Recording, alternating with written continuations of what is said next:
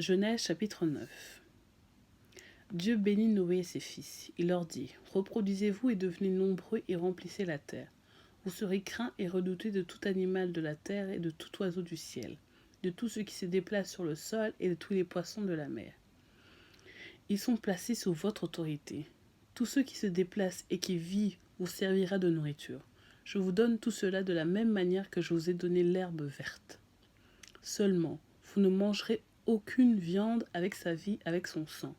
Sachez-le aussi, je redemanderai le sang de votre vie, je le redemanderai à tout animal, je redemanderai la vie de l'homme, à l'homme qui est son frère. Si quelqu'un verse le sang de l'homme, son sang sera versé par l'homme, car Dieu a fait l'homme à son image. Quant à vous, reproduisez-vous et devenez nombreux, pullulez et multipliez-vous sur la terre.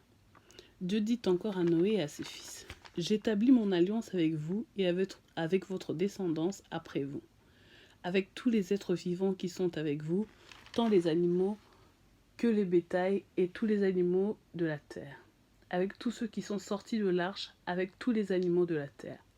J'établis mon alliance avec vous, aucune créature ne sera plus supprimée par l'eau du déluge, il n'y aura plus de déluge pour détruire la terre. » Dieu dit, « Voici le signe de l'alliance que j'établis entre moi et vous, ainsi que tous les êtres vivants qui sont avec vous, pour toutes les générations.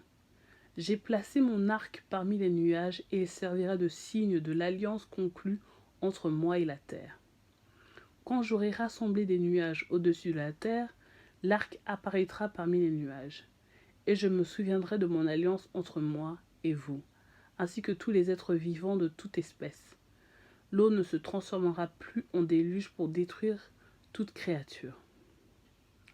L'arc sera parmi les nuages, je le regarderai pour me souvenir de l'alliance éternelle entre Dieu et tous les êtres vivants de toute espèce qui se trouvent sur la terre. » Dieu dit à Noé, « Tel est le signe de l'alliance que j'établis entre moi et toutes les créatures sur la terre. » Les fils de Noé qui sortirent de l'arche étaient Sem, Cham et Japheth.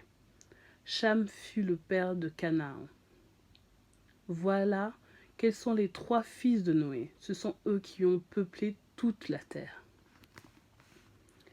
Noé commença à cultiver le sol et planta la vigne. Il but du vin et devint ivre, si bien qu'il se dénuda au milieu de sa tente. Cham, le père de Canaan, vit la nullité de son père et en parla à ses 2 frères qui se trouvaient à l'extérieur. Alors Sem et Japheth prirent un manteau, le mirent sur leurs épaules, marchèrent à reculons et couvrirent la nullité de leur père. Comme ils détournaient la tête, ils ne virent pas la nullité de leur père. Lorsqu'ils eurent fini de cuver son vin, Noé apprit ce que lui avait fait son fils cadet, et dit, « Maudit soit Canaan, qu'il soit le dernier des esclaves pour ses frères. » Il dit encore, « Béni soit l'Éternel, le Dieu de Sem, et que Canaan soit son esclave. Que Dieu élargisse le territoire de Japheth, qu'il habite dans les tentes de Sem, et que Canaan soit son esclave. » Noé vécut 350 ans. Après le déluge, il vécut en tout 950 ans, puis il mourut.